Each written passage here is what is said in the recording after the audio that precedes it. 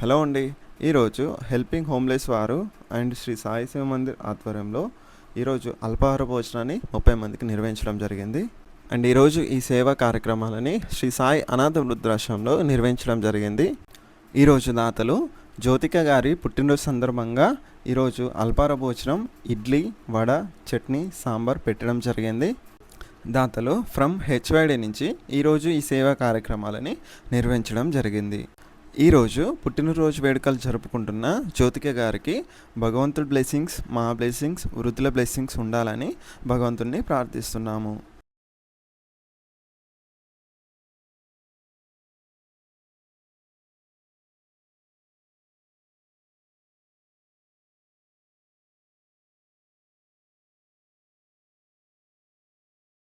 జ్యోతిక గారు మరెన్నో పుట్టినరోజు వేడుకలు జరుపుకోవాలని మనస్ఫూర్తిగా కోరుకుంటున్నాము.